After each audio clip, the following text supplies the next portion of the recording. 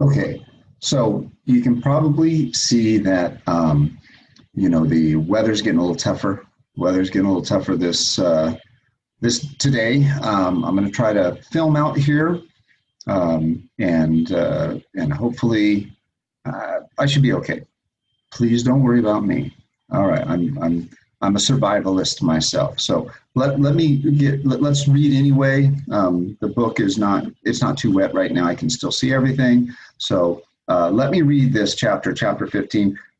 They were getting ready for a huge storm in the last chapter 14, and they prepared. If you can remember what they did, they tied. Timothy tied the water keg really high up in the palm tree. He tied the box, the tin, with a knife and everything like that. He kind of has a place for everything. All right, and that's important. And they ate a big meal. Do you remember that? They ate a big meal because the fish is gone, and they're gone. The fish are gone, and we're going to get started with this and see what happens during this massive storm. And it's kind of storming out here pretty bad too. So we better, let me hurry up and finish so I can get inside. All right. Chapter 15. At sunset, with the air heavy and hot, Timothy described the sky to me. He said it was flaming red and that there were thin veils of high clouds. It was so still over our cave that we could hear nothing but the rustling of the lizards. You remember yesterday was like that, if you noticed. The last time we read it was just like that. Just before dark, Timothy said, "'Twon't be long now, Philip." We felt a light breeze that began to ripple the smooth sea. Timothy said he saw an arc of very black clouds to the west. They looked as though they were beginning to join the higher clouds. I gathered Cat close to me as we waited, feeling the warm breeze against my face. Now and then, there were gusts of wind that rattled the palm fronds, shaking the little hut. It was well after dark when the first drops of rain spattered the hut, and with them, the wind turned cool. When it gusted, the rain hit the hut like handfuls of gravel. Then the wind began to blow steadily, and Timothy went out of the hut to look up at the sky. He shouted, "They boiling over now, Philip. 'Tis hurricane, to be sure." We could hear the surf beginning to crash as the wind drove waves before it, and Timothy ducked back inside to stand in the opening of the hut, his big body stretched so that he could hang on the overhead frame, keeping the hut erect as long as possible. I felt movement around my legs and feet. Things were slithering. I screamed to Timothy, who shouted back, "Be nothing but the little lizard come at high ground." Rain was now slashing into the hut, and the wind was reaching a steady howl. The crash of the surf sounded closer. I wondered if it was already beginning to push up toward our hill. The rain was icy, and I was wet head to foot. I was shivering, but more from the thought of the sea rolling over us than from the sudden cold. In a moment, there was a splintering sound, and Timothy dropped down beside me, covering my body with his. Our hut had blown away. He shouted, "Philip, put your head down." I rolled over on my stomach, my cheek against the wet sand. Cat burrowed down between us. There was no sound now except the roar of the storm. Even the sound of the wind was being beaten down by the wildness of the sea. The rain was hitting my back like thousands of hard berries blown from air guns. Air guns. It's not like rain. It's like you're being shot with BBs or pellets. Once something solid hit us, then rolled on. "Sea grape!" Timothy shouted.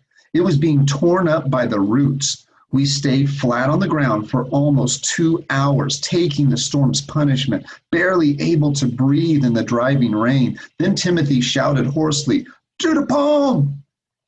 The sea was beginning to reach for our hilltop. Climbing the 40 feet with raging whitecaps, Timothy dragged me toward the palm. I held Cat against my chest.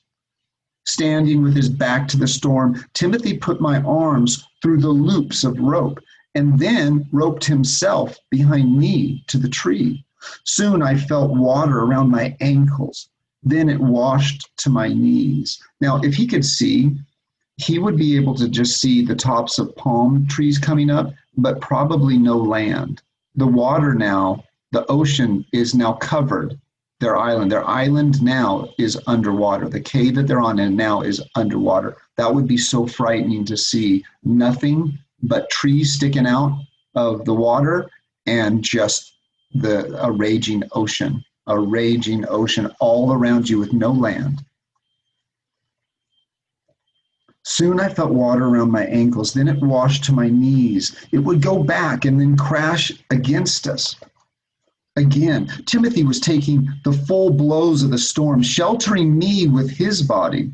When the water receded, it would tug at us. You know how the waves do that when you're on the beach? It pulls you back out into the ocean. It's doing that to them. It would tug at us, and Timothy's strength would fight against it. I could feel the steel in his arms as the water tried to suck us away. Even in front of him, crushed against the tree trunk of the palm, I could feel the rain, which was now jabbing into me like the punches of a nail, like a nail gun. The rain is being driven so hard and fast by the rain. It was not falling toward earth, but being driven straight ahead by the wind. We must have been against the palm for almost an hour when suddenly the wind died down and the rain became gentle. Timothy panted, "Die. We can relax a bit till the other side of the tempest hit us." I remember that hurricanes, which are great circulating storms, have a calm eye in the center. "Are you all right?" I asked. He replied hoarsely, "I'd be damned, but all right." Yet I heard him making small noises, as if it were painful to move, as we stood back from the palm trunk. We sat down on the ground beside it, still being pelted with rain, to wait for the eye to pass. The eye of the storm. Look that up when you see hurricanes, and you'll see the eye from space. Water several inches deep swirled around us, but was not tugging at us. It was strange and eerie in the eye of a hurricane. I knew we were surrounded on all sides by violent winds, but the little Cay was calm and quiet. I reached over for Timothy. He was cradling his head in his arms, still making those small noises like a hurt animal. In 20 or 30 minutes, the wind picked back up sharply, and Timothy said that we must stand against the palm again. Almost within seconds, the full fury of the storm hit the Cay once more. Timothy pressed me tightly against the rough bark. It was even worse this time, but I do not remember everything that happened. We had been there a while when a wave that must have reached halfway up the palms crashed against us. The water went way over my head. I choked and struggled. They're underwater now. Then another giant wave struck us. I lost consciousness then. Timothy did too, I think. Lost consciousness. They were knocked out, blacked out. When I came to, the wind had died down, coming at us only in gusts. The water was still washing around our ankles, but seemed to be going back into the sea now. Timothy was still behind me, but he felt cold and limp. He was sagging, his head down on my shoulder. "Timothy, wake up," I said. He did not answer. Using my shoulders, I tried to shake him, but the massive body did not move. I stood very still to see if he was breathing. I could feel his stomach moving, and I reached over my shoulder to his mouth. There was air coming out. I knew that he was not dead. However, Stewcap was gone. I worked for a few minutes to release my arms from the loops of rope around the palm trunk, and then slid out from under Timothy's body. He slumped lifelessly against the palm. I felt along the ropes that bound his forearms to the trunk until I found the knots. Remember, he's blind. With his weight against them, it was hard to pull them loose, even though they were sailor's knots and had loops in them. The rope was soaked, which made it worse. I must have worked for half an hour before I had him free of the trunk. He fell backwards into the wet sand and lay there moaning. I knew there was very little I could do for him except sit by him in the light rain, holding his hand.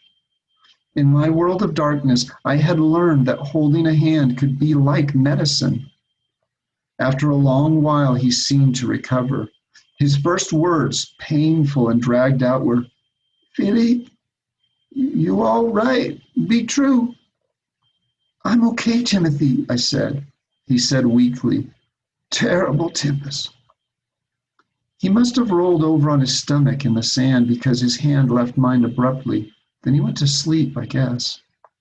I touched his back. It felt warm and sticky. I ran my hand lightly down it, suddenly realizing that I too was completely naked.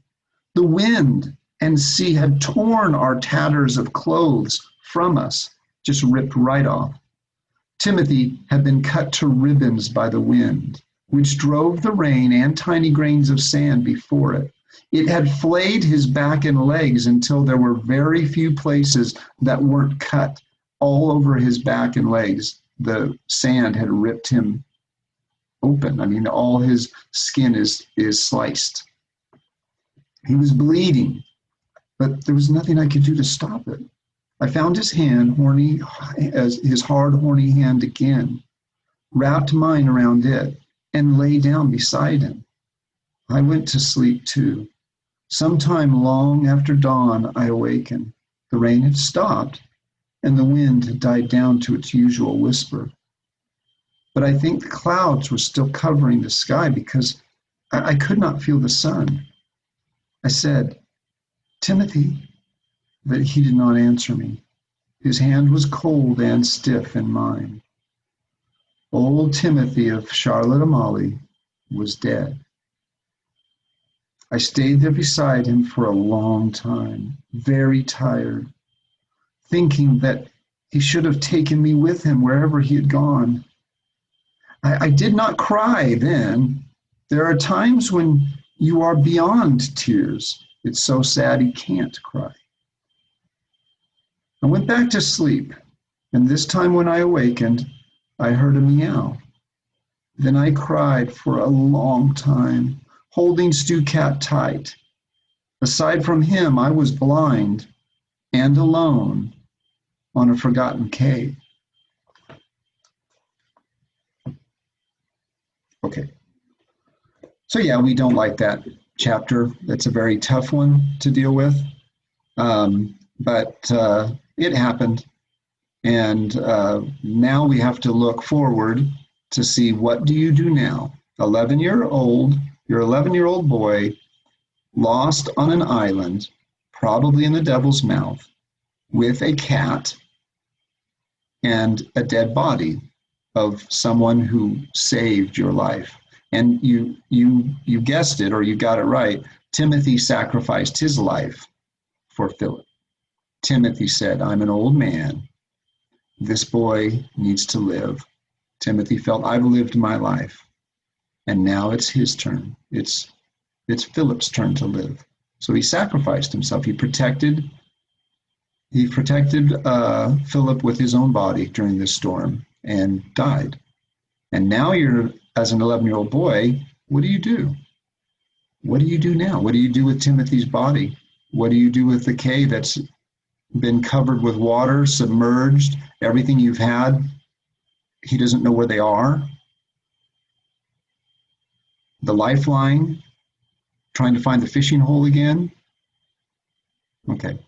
There are a lot of difficulties ahead for Philip, but stay tuned and we will find out what happens to Philip. And I have to get out of the storm. It's getting worse, so I can go back to my resort, my hotel, and I'll see you tomorrow, guys. Okay? Bye-bye.